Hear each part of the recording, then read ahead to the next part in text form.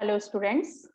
आज जो है हम यहाँ पर वस्तु एवं सेवा कर एवं सीमा शुल्क उस विषय की यूनिट 5 जो कि है सीमा शुल्क कस्टम ड्यूटी की यूनिट को कवर करने जा रहे हैं, जिसमें हम इम्पोर्टेंट क्वेश्चंस विद न्यूमेरिकल लेने वाले हैं।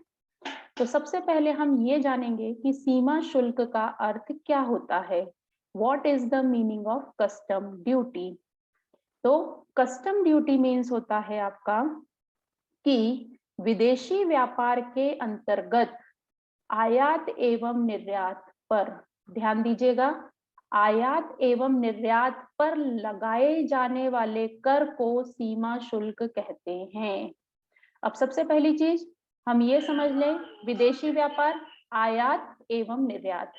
आयात मीन्स क्या होता है? जब किसी व्यापारी के द्वारा, किसी व्यक्ति के द्वारा गुड्स जो है भारत के बाहर से बुलवाया जाता है। फॉर एग्जाम्पल, यदि हमने जापान को ऑर्डर दिया और माल या सेवाएं हमारी वहां से प्राप्त हुई है, तो हम इसे कहेंगे भारत में हमने इंपोर्ट किया। और ऐसी निर्यात, निर्यात क्या होता है? एक्सपोर्ट। एक्सपोर्ट मीन्स होता है कि जब भारत के किसी व्यापारी के द्वारा गुड्स या सर्विसेज, माल तथा सेवाएं भारत के बाहर भेजी जाती हैं, तो उसे कहते हैं निर्यात। अब हम बात करें सीमा शुल्क की, तो सीमा शुल्क है आयात और निर्यात पर लगाया जाने वाला कर। क्लियर? यह कर केंद्र सरकार द्वारा आरोपित एवं वसूल किया जाता है। ये जो कस्टम ड्यूटी है, चूंकि आयात और निर्यात पर लगाई जाती है, तो यह कौन लगाता है? केंद्र सरकार के द्वारा लगाया जाता है और वसूल भी केंद्र सरकार ही करती है।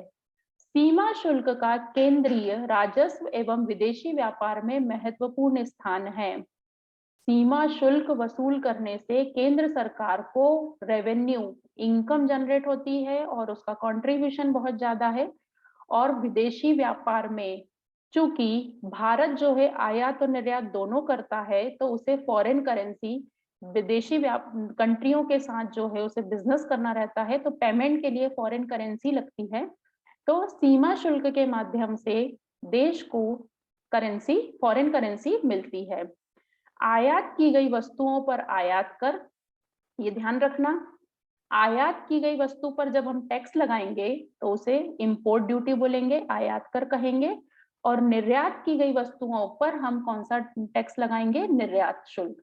मतलब दो प्रकार के टैक्स हम पढ़े, निर्यात और आयात, एक्सपोर्ट ड्यूटी और इंपोर्ट ड्यूटी। ये चीज क्लियर? तो सीमा शुल्क आपको ध्यान रखना है किस पर लगाया जाता है? आयात और निर्यात पर। आयात क्या होता है? जब गुड्स किसी दूसरी कंट्री से बुलवाया जाता है। और निर्यात मीन्स क्या होता है? जब गुड्स और सर्विसेज किसी दूसरी कंट्री को, इंडिया के बाहर किसी दूसरी कंट्री को भेजी जाती है।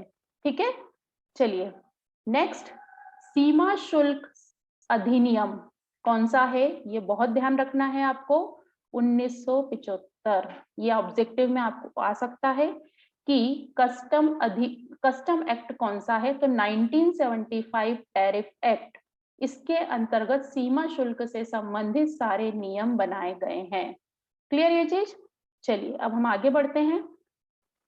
अब है हमारा सीमा शुल्क की प्रकृति एवं विशेषताएं। तो सीमा शुल्क की प्रकृति एवं विशेषताएं, तो फीचर्स पढ़ेंगे। चलिए, सबसे पहला है हमारा केंद्रीय शुल्क। अभी हमने डेफिनेशन में देखा कि सीमा शुल्क जो है केंद्र सरकार के द्वारा लगाया जाता है, इसीलिए यह केंद्रीय शुल्क है। ठीक है, वस्तु एवं सेवा कर में देखा था हमने कि वह कौन सा कर है?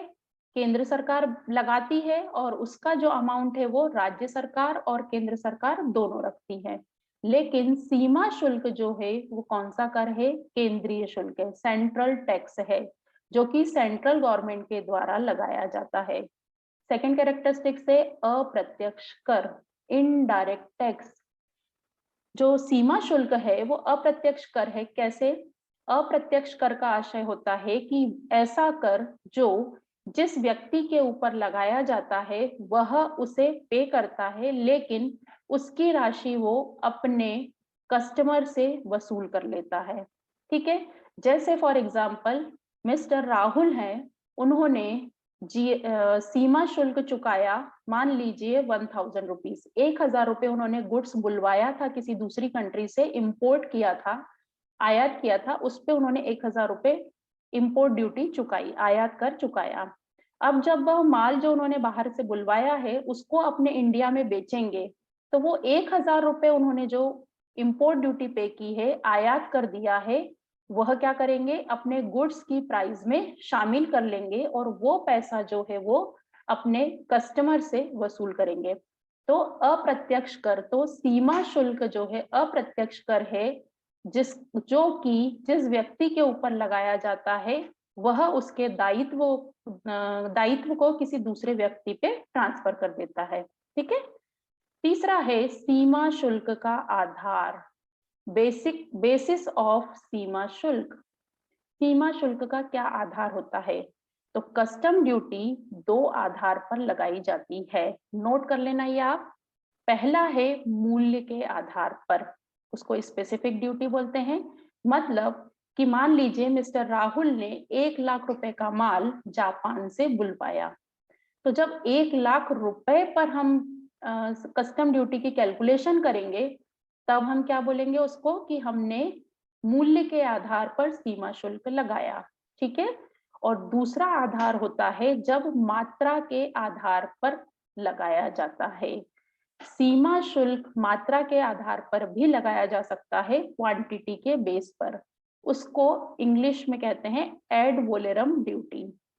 ठीक है, तो मान लीजिए मिस्टर राहुल ने 1 लाख रुपए का माल बुलवाया, जिसमें 10,000 टन माल था। तो यदि जो है जो सीमा शुल्क है वो 10,000 टन के ऊपर कैसे लगाया जाए, ऐसा लिखा जाए कि 10 रुपए प्रति टन सीमा शुल्क लगाया जाता है। तो इसे हम कहेंगे कि सीमा शुल्क किसके आधार पर लगाया, मात्रा के आधार पर। तो सीमा शुल्क के आधार क्या हो गए, नोट कर लेना आप। पहला होता है मूल्य के आधार पर और दूसरा होता है मात्रा के आधार पर स्पेसिफिक ड्यूटी, एंड सेकंड है एड वोलेरम ड्यूटी। ठीक है, शॉर्ट टिप्पणी में कभी आया आपको तो आप इसको लिख सकते हैं। चलिए नेक्स्ट हम देखेंगे इसकी कैरेक्टरिस्टिक्स, जो कि है सीमा शुल्क के उद्देश्य। ये भी आप नोट कर लेना, नोट इसलिए कर लेना क्योंकि हो सकता है आपको केवल ऑब्जेक्टिव ऑफ कस्टम ड्यूटी आ जाए। सीमा शुल्क के उद्देश्य, तो सीमा शुल्क के क्या उद्देश्य होते हैं? तो सीमा शुल्क जो है सरकार के द्वारा पहला किस लिए लगाया जाता है, आय कमाने के लिए, राजस्व कमाने के लिए। तो पहला उद्देश्य हमारा क्या हो गया, फॉर जनरेट रेवेन्यू, राजस्व कमाने के लिए। दूसरा सरकार इसको लगाती है आयात को नियंत्रित करने के लिए। यदि गवर्नमेंट ड्यूटी नहीं लगाए, बुलाए जाने वाले माल पर आयात कर नहीं लगाए, तो लोग क्या करेंगे, बहुत ज्यादा माल अपने इंडिया में बुलवाने लगेंगे, जिसके कारण क्या होगा कि हमारी कंट्री में, इंडिया में जो माल बन रहा है वो बिक नहीं पाएगा। तो सेकंड पॉइंट हमारा क्या हो गया उद्देश्य में, कि आयात को नियंत्रित करने के लिए। तीसरा पॉइंट आप नोट करिए उद्देश्य में, कि घरेलू उद्योगों को संरक्षण प्रदान करने के लिए। यस, आयात कर गवर्नमेंट इसलिए भी लगाती है कि मान लीजिए जो सामान इंडिया में इंपोर्ट किया जा रहा है वो हमारे इंडिया में भी बन रहा है। यदि गवर्नमेंट इंपोर्ट ड्यूटी नहीं लगाए तो क्या होगा कि बाहर से माल बुलवाकर कम कीमत का कंज्यूम कर लिया जाएगा और हमारी कंट्री में जो गुड्स बन रहा है उसका कंजम्पशन कहीं नहीं होगा। तो घरेलू उद्योगों को संरक्षण प्रदान करने के लिए। ठीक है, चौथा पॉइंट आप नोट करिए, सुरक्षा प्रदान करने के लिए। तो गवर्नमेंट जो है आयात कर इसलिए भी लगाती है, इसका उद्देश्य है कि जो हमारे यहाँ पर जो उद्योग हैं, इंडस्ट्रीज हैं, उनको प्रोटेक्शन प्रदान करना सरकार की जिम्मेदारी है कि भारत में जो उद्योग हैं उनको सुरक्षा प्रदान करे। तो आयात कर की रेट लगाकर गवर्नमेंट अपने घर के उद्योग मतलब होम इंडस्ट्रीज को सुरक्षा प्रदान करती है। ठीक है, तो ये हो गया हमारा आयात सीमा शुल्क के उद्देश्य। अलग से भी क्वेश्चन फ्रेम हो सकता है, तो आप नोट करना। इसके बाद है सीमा शुल्क की दरें। सीमा शुल्क जो है उसकी वर्तमान में दर 10% है। तो आप जो है सीमा शुल्क की दर या ऑब्जेक्टिव में भी आ सकता है आपको। तो वर्तमान समय में कस्टम ड्यूटी की रेट जो डिसाइड की गई है वो 10% है। तो ये हुए हमारे विशेषताएं, जिसके साथ हमने उद्देश्य भी पढ़ लिए हैं। ठीक है, चलिए हम नेक्स्ट पढ़ते हैं अब। सीमा शुल्क के प्रकार, टाइप्स ऑफ कस्टम ड्यूटी। कितने प्रकार की कस्टम ड्यूटी सरकार, केंद्र सरकार के द्वारा लगाई जाती है। चलिए फर्स्ट, सबसे मेजर है, एक चीज आप लोगों को मैं बता दूं कि दो प्रकार की ड्यूटी गवर्नमेंट लगाती है, इंपोर्ट ड्यूटी और एक्सपोर्ट ड्यूटी, आयात कर और निर्यात कर। लेकिन आयात कर जो है वह ज्यादा लगाया जाता है, निर्यात कर सरकार के द्वारा बहुत लिमिटेड वस्तुओं पे लगाया जाता है। वो इसीलिए कि सरकार चाहती है कि हमारे देश भारत से निर्यात ज्यादा से ज्यादा हो, ताकि हमारा बिजनेस ज्यादा से ज्यादा बढ़े। तो वर्तमान समय में निर्यात शुल्क केवल जानवरों की खालें, चमड़ी और हाथी दांत की वस्तुओं पर लगाया जाता है। 10 से 15% के बीच में जो है निर्यात शुल्क लगता है, एक्सपोर्ट ड्यूटी। बाकी इसके अलावा जो सामान्य रूप की वस्तुएं हैं उन पर किसी भी प्रकार की कोई एक्सपोर्ट ड्यूटी नहीं लगती है, निर्यात कर नहीं लगता है। इसका अर्थ है कि यदि आप भारत के बाहर माल बेचना चाहते हैं, एक्सपोर्ट करना चाहते हैं किसी दूसरी कंट्री में, तो आपको कोई भी एक्सपोर्ट ड्यूटी नहीं देनी है। लेकिन आयात कर जो है हर वस्तु पे लगाया है। वो क्यों लगाया है, मैंने उद्देश्य आपको बताया है। वही पॉइंट इसके हैं कि हमारी होम इंडस्ट्री को सुरक्षा प्रदान करना, घरेलू उद्योग जो हैं उनको बचाव देना, और आयात को नियंत्रित करने के लिए, ठीक है, और राजस्व को कमाने के लिए। तो पहला प्रकार है हमारा इंपोर्ट ड्यूटी का, वो सॉरी कस्टम ड्यूटी का पहला प्रकार है इंपोर्ट ड्यूटी, आयात शुल्क। तो आयात शुल्क में कौन कौन से लगाए जाते हैं? बेसिक कस्टम ड्यूटी, BCD, मूल सीमा शुल्क, जिसकी दर मैंने अभी आपको बताई 10%। तो यहाँ जब भी बात होगी कि सीमा शुल्क बोले या आयात शुल्क बोले, कंफ्यूज मत होना। मैंने आपको फिर बता रही हूँ, निर्यात पर कर बहुत कम वस्तुओं पर है, तो इसीलिए जहां भी में हम बात करेंगे सीमा शुल्क, तो इसका अर्थ है कि आयात शुल्क मतलब इंपोर्ट ड्यूटी। ठीक है, तो सबसे पहले लगाया जाता है बेसिक कस्टम ड्यूटी, मूल सीमा शुल्क, जो कि केंद्र सरकार निर्धारित करती है टैरिफ एक्ट 1975 के अंतर्गत। फिर इंटीग्रेटेड टैक्स, ये जो है IGST, इंटीग्रेटेड टैक्स, क्योंकि जब आप माल भारत के बाहर से बुलवाते हैं और यदि वही माल हमारे इंडिया में बनता और उसको बेचा जाता, तो गवर्नमेंट को कौन सा टैक्स मिलता? GST मिलता। ठीक है, एक राज्य से दूसरे राज्य पर जब माल बेचा जाता है तो IGST मिलता है, इंटीग्रेटेड टैक्स मिलता है। अब चूंकि गुड्स आप इंडिया के बाहर से बुलवा रहे हैं, तो गवर्नमेंट को GST नहीं मिल पाएगा, वस्तु एवं सेवा कर उस माल पे नहीं मिल पाएगा। तो गवर्नमेंट उसकी भरपाई के लिए इंटीग्रेटेड टैक्स जो है वो लगाती है। ठीक है, फिर है GST क्षतिपूर्ति उपकर, ये जो है गवर्नमेंट के द्वारा इंपोर्ट ड्यूटी में ही इंक्लूड किया जाता है। क्लियर ये चीज? तो पहली टाइप हो गई हमारी import duty, basic custom duty, basic मूल सीमा शुल्क, जो कि है 10%। ठीक है, चलिए नेक्स्ट हम देखें, सस्ते में बेची गई वस्तु पर शुल्क। मोस्ट IMP है, इसका एक शॉर्ट क्वेश्चन भी बन सकता है।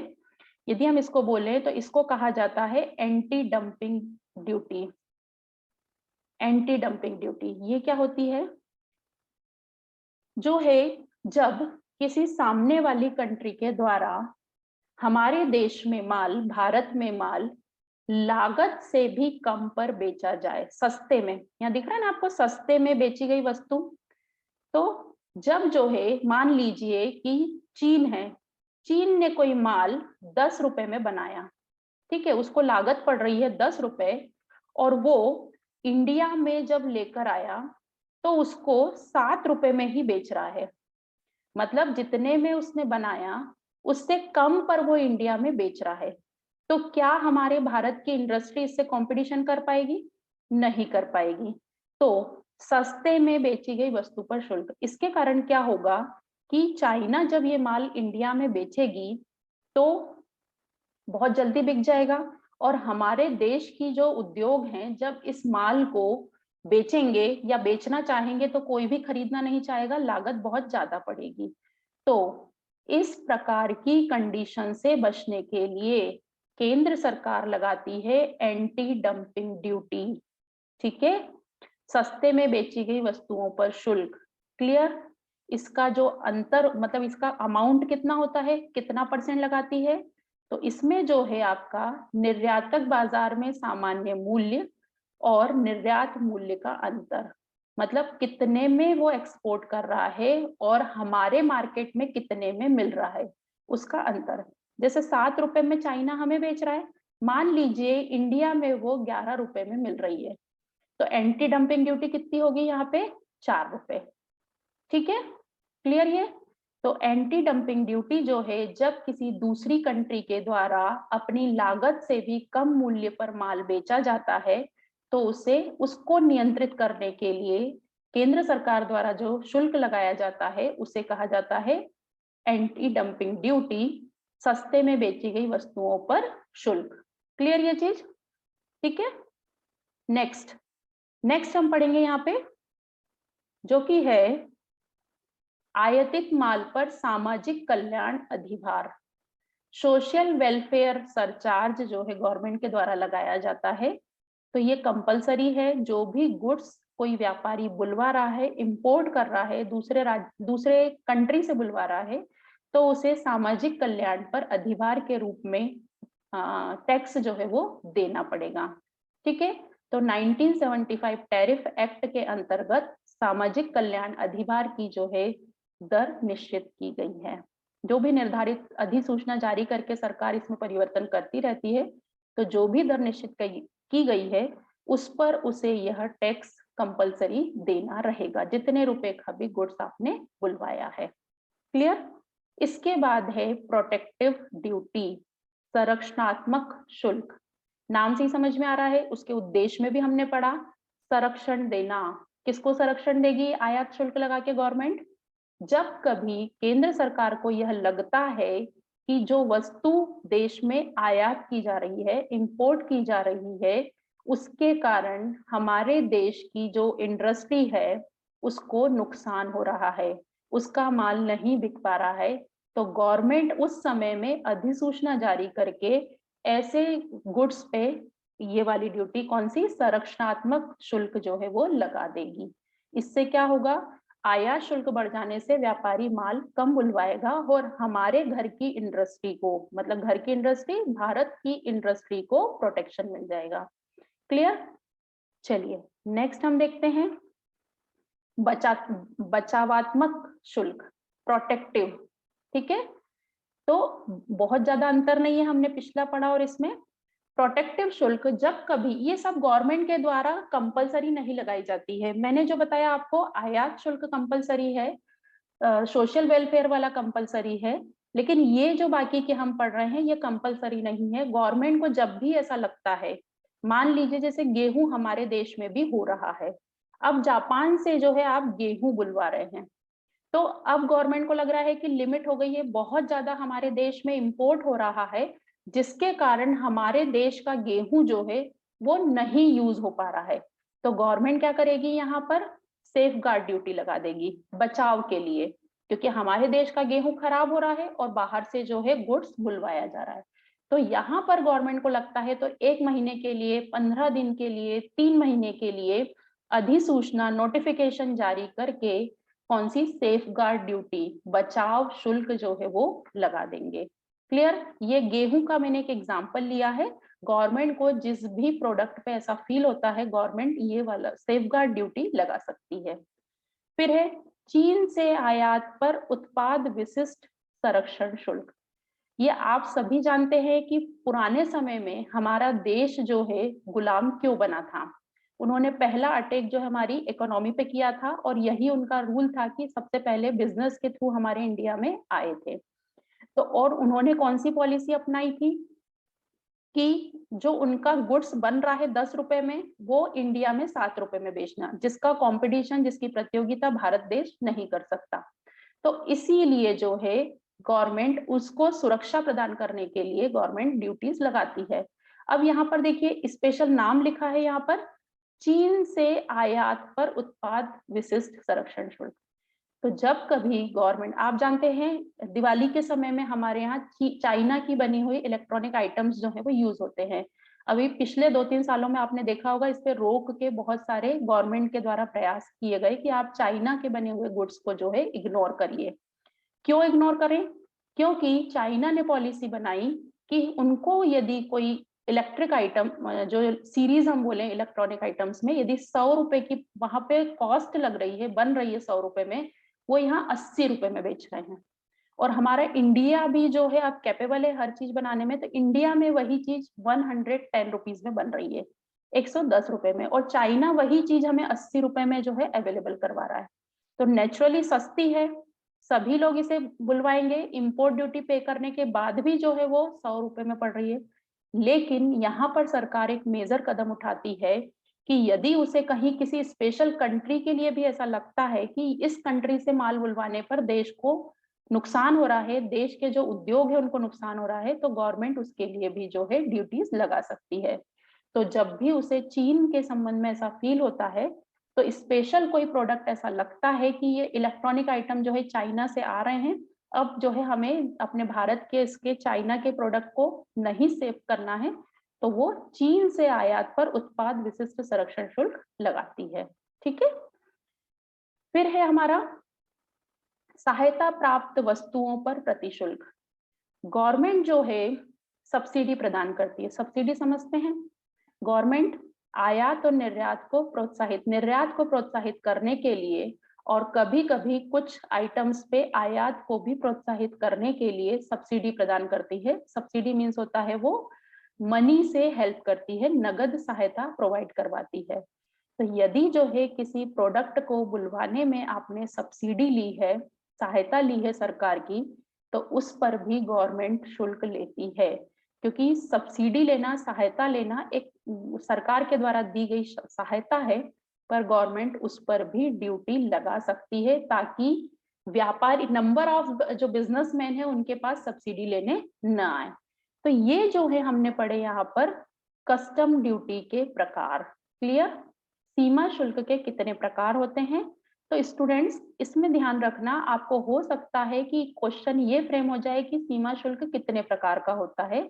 आपको क्वेश्चन ये भी फ्रेम हो सकता है कि आयात शुल्क के प्रकारों का वर्णन कीजिए, या फिर स्टूडेंट्स आपको ऐसा भी आ सकता है कि नहीं 4 के नाम लिख दिए कि एंटी डंपिंग ड्यूटी क्या होती है, या सामाजिक कल्याण अधिभार क्या होता है, या बचावात्मक शुल्क क्या होता है, सेफगार्ड ड्यूटी क्या होती है। तो आपको सभी चीजों के आंसर जो है अब बनना चाहिए।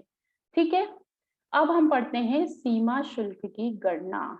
How to calculate custom duty, किस तरीके से कैलकुलेशन की जाती है।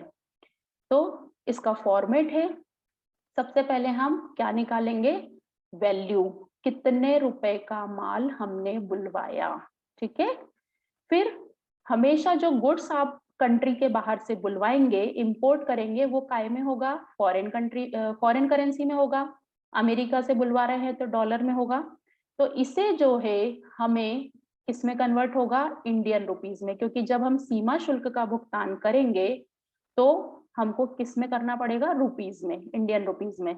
तो हमें फॉरेन करेंसी को चेंज करना होगा इंडियन रुपीज में। तो ध्यान देना स्टूडेंट्स, हमको जो है रेट्स दी रहेंगी क्वेश्चन में, तो हमको कौन सी वाली लेनी है, बोर्ड द्वारा घोषित विनिमय दर ही मान्य होगी। आपको 2-3 रेट दे देंगे, आपको उसमें क्वेश्चन में दे देंगे कि मार्केट में इतने रुपए प्रचलित है, आरबीआई ने इतनी घोषित की है, और बोर्ड द्वारा इतनी है। तो आपको हमेशा कौन सी लेनी है, बोर्ड द्वारा घोषित। ये ऑब्जेक्टिव में भी फ्रेम होता है, नोट कर लीजिए इसको। न्यूमेरिकल जब हम करेंगे तब भी हमें ध्यान रखना है कि कौन सी रेट लेनी है हमें, बोर्ड द्वारा डिक्लेयर। क्लियर ये चीज? चलिए नेक्स्ट पॉइंट हमको क्या ध्यान रखना है, देय सीमा शुल्क, शुल्क योग्य माल निकालने के बाद, मतलब हमने इतने रुपए का माल बुलवाया, उसके बाद उस पर कस्टम ड्यूटी की कैलकुलेशन की जाती है कि हमें कितने रुपए कस्टम ड्यूटी के रूप में पे करना है। ठीक है, तो ये होता है स्टेप्स कि हम शुल्क योग्य माल और सीमा शुल्क कैसे निकालते हैं। अब हम इसका फॉर्मेट देख लें। तो माल के सीमा शुल्क योग्य माल की गणना किस तरीके से हम जो है यहाँ पर कैलकुलेशन करेंगे। ठीक है, चलिए फॉर्मेट देख लें। ये आपको याद करना है और स्टूडेंट्स ये आपको थ्योरी क्वेश्चन में भी आ सकता है कि इसका फॉर्मेट शुल्क योग्य माल ट्रांजैक्शनल वैल्यू किस तरीके से निकालते हैं, आप इसे बताइए। तो थ्योरी भी और न्यूमेरिकल भी हम करेंगे, तो आपको ये लर्न करना है बहुत अच्छे से। चलिए, तो फॉर्मेट हमारा कैसा रहेगा, 3 कॉलम रहेंगे, विवरण, राशि और नेट अमाउंट, शुद्ध राशि। सबसे पहले हमें क्वेश्चन में दिया रहेगा, या सबसे पहले हमको लेना है माल का क्रय मूल्य, परचेज प्राइस ऑफ गुड्स। कितने रुपए का माल बुलवाया, जैसे राहुल वाला एग्जांपल हमने लिया था, तो 1 लाख रुपए का माल बुलवाया, तो यहाँ पर राशि कितनी आ जाएगी, 1 लाख रुपीज क्रय मूल्य में, परचेज प्राइस ऑफ गुड्स। अब इसमें जो है कुछ एक्सपेंडिचर ऐड होते हैं। ठीक है, कौन कौन से होते हैं वो आपको याद रखना है। सबसे पहला कमीशन एवं दलाली। इसमें एक बात आप नोट कर लीजिए, क्या नोट करना है कि कमीशन जो है, देखिए फॉरेन में जो बिजनेस होता है, जैसे मिस्टर राहुल इंडिया के हैं, उन्होंने अमेरिका से माल बुलवाया, ठीक है, तो एजेंट के थ्रू माल जो है एक्सचेंज होता है, क्योंकि अमेरिका से माल बुलवाया है तो मिस्टर राहुल तो अमेरिका नहीं जा रहे हैं, वो ऑर्डर देंगे यहाँ से, तो एजेंट के थ्रू बिजनेस होता है। तो मिस्टर राहुल ने यदि इंडिया में या फॉरेन में अपने एजेंट को कमीशन दिया, वो नहीं आएगा, ध्यान देना। ठीक है, फॉरेन के एजेंट को आपने कमीशन दिया है, जो बाहर की कंट्री का एजेंट है उसको कमीशन दिया है, वो हमें लेना है। क्लियर, ये ध्यान रखना आप। तो कमीशन एवं दलाली में जो है माल खरीदने का कमीशन शामिल नहीं होगा। इसका क्या अर्थ हुआ कि मिस्टर राहुल के एजेंट को कमीशन यदि पे किया है तो वो आपको प्लस नहीं करना है। क्वेश्चन में आएंगी ये चीजें, मैं आपको उस समय भी बताऊंगी। ठीक है, चलिए नेक्स्ट पॉइंट है हमारा पैकिंग कॉस्ट। जब गुड्स आप बुलवाएंगे तो वो नेचुरली पैकिंग होकर आएगा, तो वो पैकिंग कॉस्ट आपको हमेशा ऐड करनी है, हमेशा। ठीक है, चलिए नेक्स्ट है आयातकर्ता द्वारा प्रदत्त माल एवं सेवाओं का मूल्य, रॉयल्टी एवं लाइसेंस फीस। कैसे, मान लीजिए मैंने कोई मशीन जो है वो फॉरेन से बुलवाई है, और उसके लिए डिजाइन जो है मैंने यहाँ से भेजी थी, कुछ मटेरियल उनको सामान चाहिए था जो उनको अमेरिका में नहीं मिल रहा था, मैंने यहाँ से भेजा था। तो इसी प्रकार कोई गुड्स को बनाने से पहले की कोई डिजाइन, कोई आपने सॉफ्टवेयर, कोई मटेरियल यहाँ से भेजा है जो आपके प्रोडक्ट में यूज हुआ है, ऐसी कोई लागत आपको दी हुई है क्वेश्चन में, तो उसे हमेशा जोड़ना है। क्लियर, तो इसी नाम से आएगी स्टूडेंट्स, रॉयल्टी के नाम से आएगी, लाइसेंस फीस आएगी, या प्रोडक्ट को बनाने में मदद की सामग्री, मटेरियल, इस टाइप से, तो ये हमेशा प्लस होगा। ठीक है, फिर है माल का लदान। तो ये जो हम ऐड कर लेंगे, इन सबको जब हम ऐड कर लेंगे यहाँ पे, तो ये कौन सा प्राइस आ जाएगा, एफओबी वैल्यू। ठीक है, free on board FOB value आएगी। क्लियर ये चीज, ओके। अब नेक्स्ट जो है आता है एफओबी प्राइस में हमेशा 2 चीजें ऐड की जाती है, ये आपका ऑब्जेक्टिव में आ सकता है। एफओबी प्राइस, माल के जो है फ्री ऑन बोर्ड, माल का लदान मूल्य जो है उसमें 2 चीजें जोड़ी जाती हैं। पहला है परिवहन लागत, बहुत अच्छे से आप लोग याद कर लेना, ये जो है यदि आपको क्वेश्चन में नहीं दिया है तो हमेशा एफओबी का 20% लेते हैं। ठीक है, और यदि दिया है तो हमें तुलना करनी है, वास्तविक राशि, परिवहन की वास्तविक राशि, या एफओबी का 20%। ये जो हमारा प्राइस आएगा यहाँ पे, ये जो भी प्राइस रहेगा इसका हम 20% निकालेंगे। ठीक है, और इसकी कंपैरिजन हम किससे करेंगे, एक्चुअल हमको यदि दिया है ट्रांसपोर्ट का खर्चा। परिवहन मतलब समझ गए कौन सा वाला, अमेरिका से इंडिया तक लाने का जो ट्रांसपोर्ट एक्सपेंडिचर है उसकी बात कर रही हूं मैं। यदि इंडियन बिजनेसमैन ने पोर्ट से मतलब बंदरगाह से माल लेकर अपने गोडाउन तक लेकर आया, वो नहीं लेना है, वो कैलकुलेशन में कहीं भी नहीं आता है। ठीक है, तो एफओबी प्राइस का हमेशा 20% हमें क्या लेना है, परिवहन लागत। क्वेश्चन में दी हो नहीं दी हो, यदि दी हो तो तुलना करनी है, नहीं दी हो तो हमें 20% लेना है। क्लियर? चलिए नेक्स्ट हम देखते हैं, ये मोस्ट इंपॉर्टेंट, यदि जो है बीमा प्रीमियम नहीं दी हो, मतलब ये दोनों पॉइंट ऐसे हैं कि क्वेश्चन में आपको दिए हो नहीं दिए हो ये हेडिंग हमेशा आएगी। अब यदि राशि दी है तो राशि जो है उसकी कंपैरिजन कर लो, नहीं दी है तो ये बीमा का कितना है 1.125%, ये हमेशा निकालकर इसमें ऐड किया जाता है। तो जो वैल्यू आती है उसको हम बोलते हैं, क्या बोलते हैं हम, CIF वैल्यू। ठीक है, cost and freight value, CIF। ठीक है, carries and insurance value, CIF value, और यही हमारी होती है शुल्क योग्य माल। क्लियर? एक बार हम इसको समराइज वे में रिवाइज कर लें, क्या क्या जो है हमें लेना है, माल का क्रय मूल्य लेना है हमें। ठीक है, हमें माल का क्रय मूल्य लेना है सबसे पहले, उसमें जो है हमें कमीशन और दलाली जोड़नी है, लेकिन कौन सी वाली नहीं लेनी है, भारतीय जो व्यापारी है उसने यदि अपने एजेंट को पे की हो तो पेकिंग कॉस्ट हमेशा ऐड करनी है।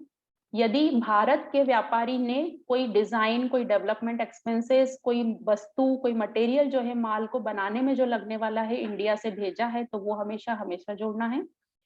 तो ये वैल्यू जो है हमारी कौन सी आ जाएगी, एफओबी वैल्यू। ठीक है, फ्री ऑन बोर्ड, उसमें जो है दो चीजें हमेशा जोड़नी है, क्वेश्चन में हो या नहीं हो हमेशा ऐड करनी है, परिवहन लागत, ट्रांसपोर्टेशन चार्ज 20% ऑफ एफओबी, और इंश्योरेंस प्रीमियम, बीमा प्रीमियम 1.125% ऑफ एफओबी। तो ये हमारी आती है CIF वैल्यू, और यही हमारा होता है शुल्क योग्य माल। तो स्टूडेंट्स, आपको यदि थ्योरी क्वेश्चन आता है तो आपको इस तरीके से इसे एक्सप्लेन करना है। आई थिंक आपको यूनिट 5th में जो मेजर क्वेश्चंस है वो समझ में आए होंगे। अब हम इसके न्यूमेरिकल्स जो है वो उसमें समझते हैं।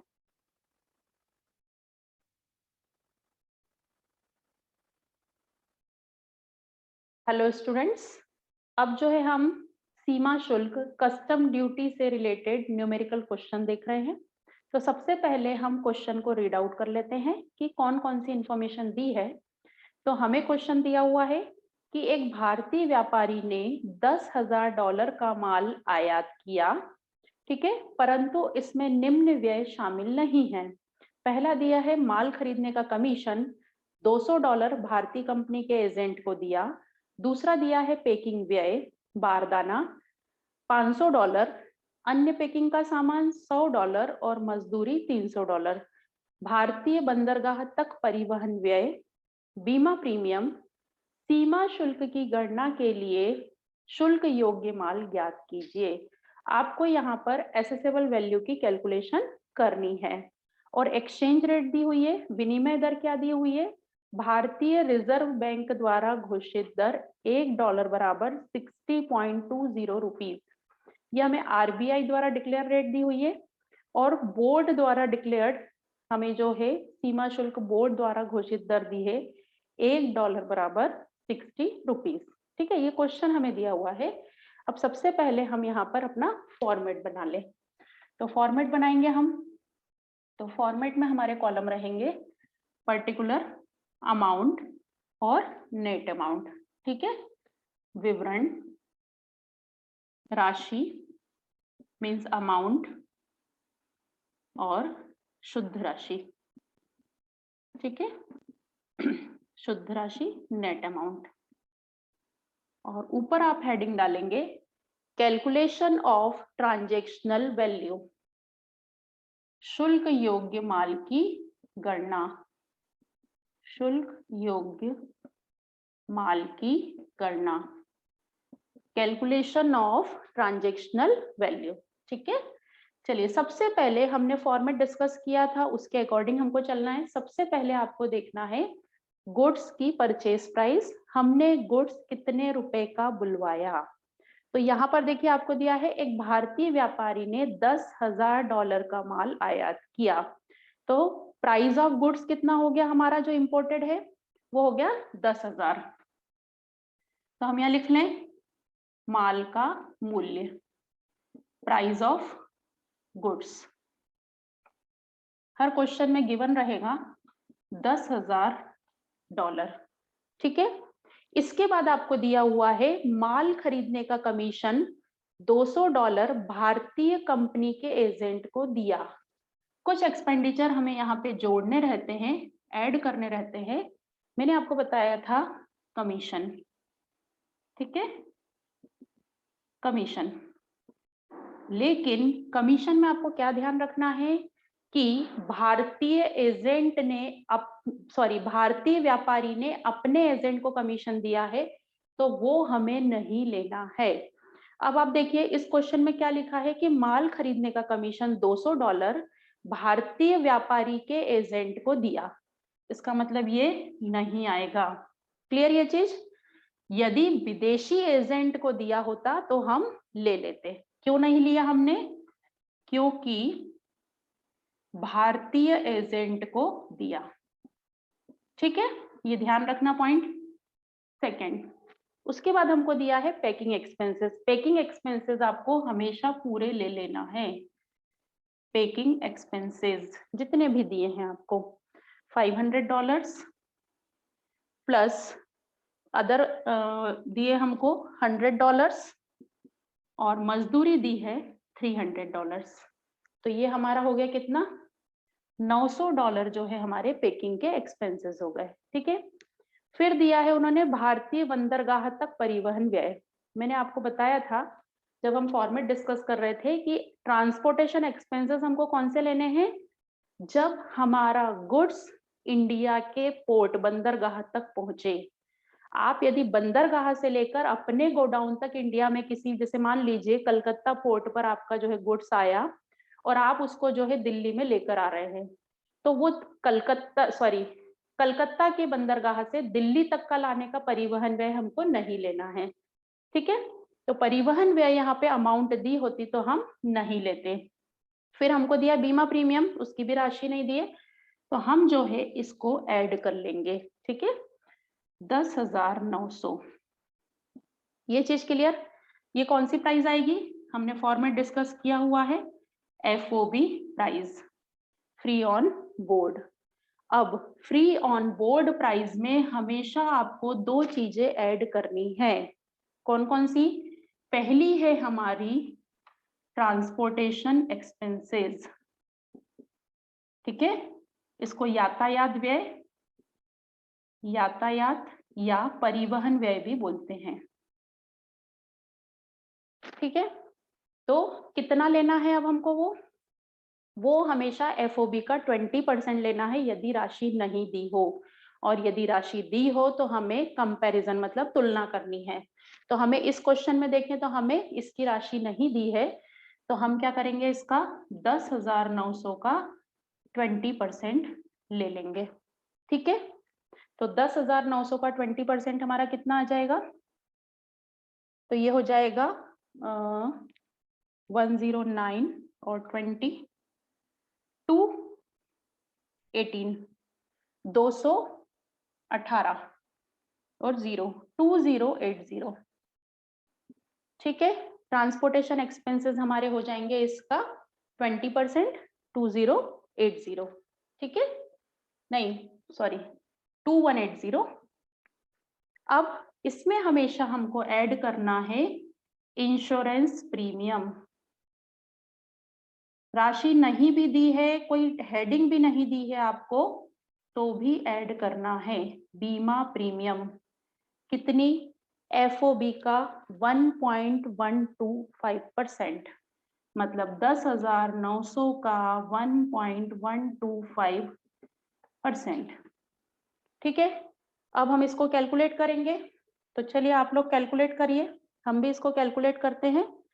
तो ये जो है चलिए 1.125%, तो ये हमारा आ रहा है 122.625। 122.625 ये हमारा क्या आ रहा है, इसके इंश्योरेंस प्रीमियम। ठीक है, अब यदि हम इसे जोड़ दें तो हमारी एसेसेबल वैल्यू आ जाएगी, जो कि हमारा आंसर है। एसेसेबल वैल्यू, इन सबको हम जोड़ देंगे, लेकिन हमें यहाँ पर जो वैल्यूज है, चूंकि कस्टम ड्यूटी हमें किस में चुकानी है, रुपीज में, तो हमें इसे क्या करना होगा, इंडियन रुपीज में कन्वर्ट करना होगा। तो आप क्वेश्चन में देखिए, आपको दो चीजें दी हुई हैं, दो रेट दी है। एक तो भारतीय रिजर्व बैंक द्वारा घोषित दर दी हुई है और एक बोर्ड द्वारा घोषित दी है। मैंने आपको थ्योरी में ये समझाया था कि आपको रेट हमेशा कौन सी लेनी है, बोर्ड द्वारा घोषित। तो हम यहाँ पर जो रेट लेंगे, कितनी भी रेट दी हो, $1 इज इक्वल टू 60 रुपीज, हम कौन सी वाली लेंगे, बोर्ड वाली। ठीक है, तो अब जो है हम इनको कन्वर्ट कर लेंगे किसमें, रुपीज में। तो ये कॉलम हमारा हो गया डॉलर का और ये कॉलम हो गया हमारा रुपीज का। ठीक है, तो इसको कन्वर्ट करने के लिए हम सब में मल्टीप्लाई कर देंगे 60 का। तो 10,000 इंटू 60 हमारा आ जाएगा 60 लाख, 6 लाख। फिर 900 इंटू 60 ये हो जाएगा हमारा 54,000। तो एफओबी प्राइस हम हमारी आ जाएगी 6,54,000। देन फिर हम इसको मल्टीप्लाई कर लेंगे 2180, 2180 को हम 60 से मल्टीप्लाई कर लेंगे, है हमारा 1,30,800। ऐसे ही जो है हमारा ये इंश्योरेंस प्रीमियम है, इसको भी हम 60 से 60 से मल्टीप्लाई कर लेंगे, तो हम इसको गुणा कर लेंगे, तो ये हमारा कितना आ रहा है, 7,357। ठीक है, अप्रोक्सीमेटली ले लिया हमने, दशमलव छोड़ दी। अब जो है हम इन तीनों को ऐड कर लेंगे तो हमारा जो है आंसर आ जाएगा। चलिए ऐड कर ले, 6,54,000, 1,30,000, 7,357, तो ये आ रहा है 7,92,157।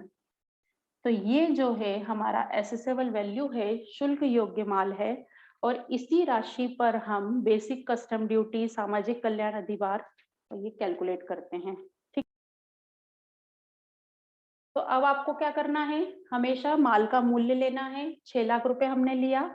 फिर कमीशन आपको ध्यान रखना है कि भारतीय एजेंट को कमीशन कहीं भी दिया हो वो नहीं लेना है, तो हमने नहीं लिया। पेकिंग एक्सपेंसेस हमको दिए थे वो हमने ले लिए, तो 6,54,000 हमारी जो है एफओबी प्राइस आई। देन फिर हमने ट्रांसपोर्टेशन एक्सपेंसेस लिए, 20% लिया हमने, तो 20%, यहाँ पे जो है एक जीरो कम हो गई हमारी। ठीक है, 1,30,800, तो ये जो है हम ले लेंगे इंश्योरेंस प्रीमियम। ये दोनों एक्सपेंडिचर आप हमेशा ध्यान रखना कि इसकी हेडिंग्स नहीं भी दी है, क्वेश्चन में कोई नाम नहीं भी लिखा है, तो भी आपको इतना लेना है।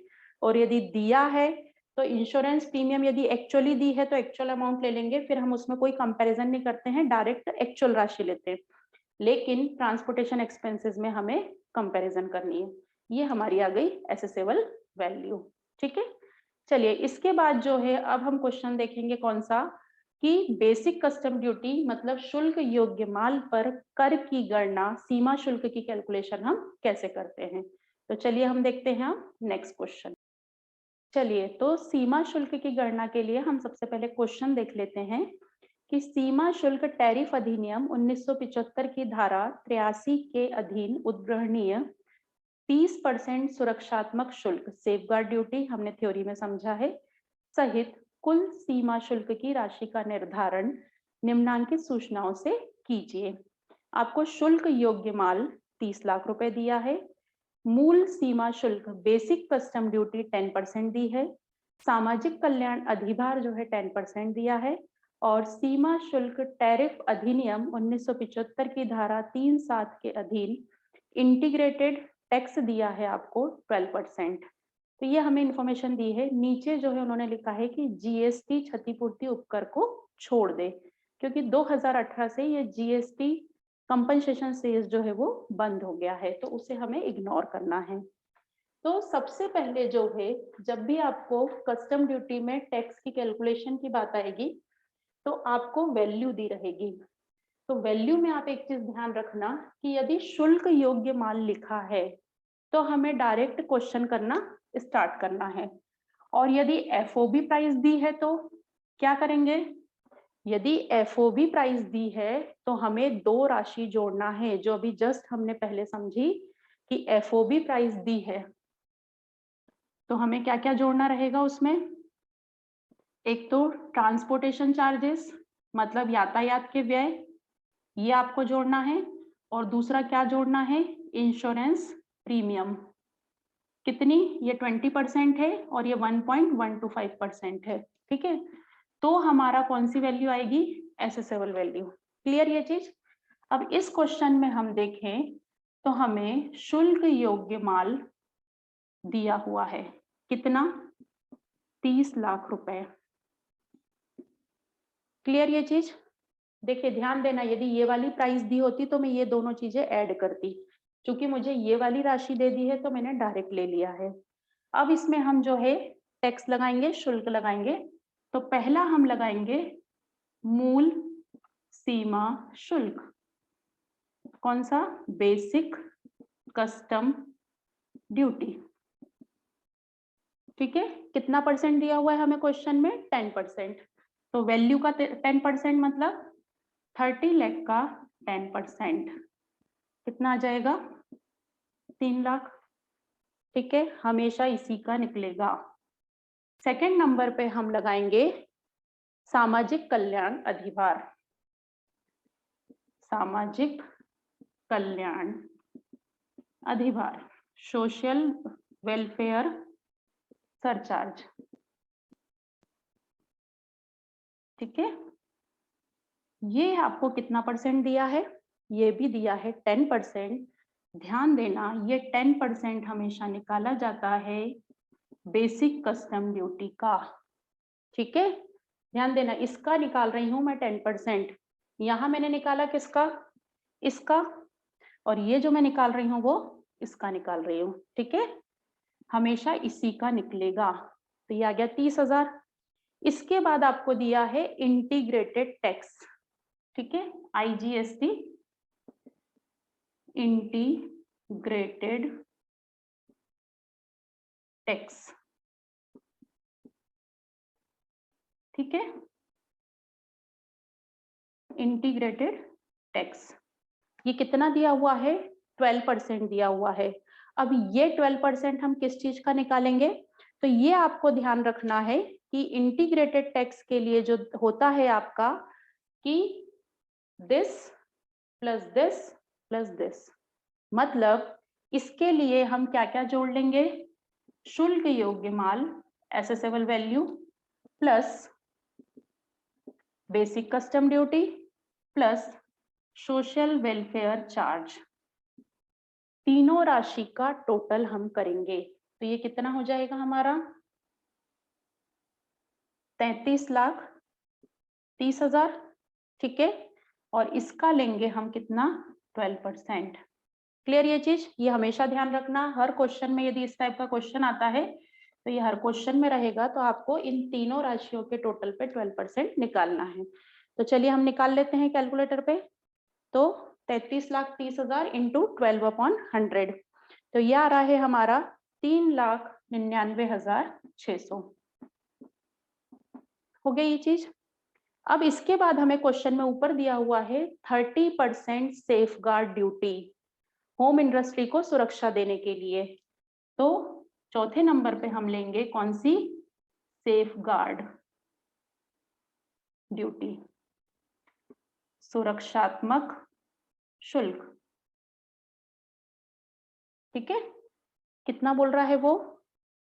30%। वो किसका लेना है? तो वो जो है एसेसेबल इसका आएगा, शुल्क योग्य माल का आएगा 30 लाख का 30%। तो ये आ जाएगा आपका 9 लाख रुपए। ठीक है, और इसे हम जोड़ लेंगे, यहाँ पर ऐड कर लेंगे इन सबको। इसको नहीं ऐड करना है, हमें सिर्फ अपनी ड्यूटी बतानी है कि कितना शुल्क पे करना है। तो 3 lakh plus 30,000 plus 3,99,600 plus 9 lakh. तो इसे हम ऐड कर लेते हैं, तो ये आ रहा है 16,29,600। इतनी क्या पे करनी है उसे? कस्टम ड्यूटी, ठीक है, सीमा शुल्क।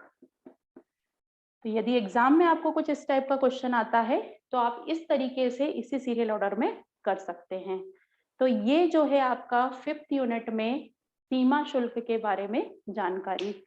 इसके साथ ही आप जो है इसमें जो क्वेश्चंस मैंने बताए हैं उनको आप अच्छे से रिवाइज कर लीजिए, और जो भी न्यूमेरिकल क्वेश्चंस आ रहे हैं उसमें कंसेप्ट के हिसाब से आप वो क्वेश्चन को सॉल्व करिए।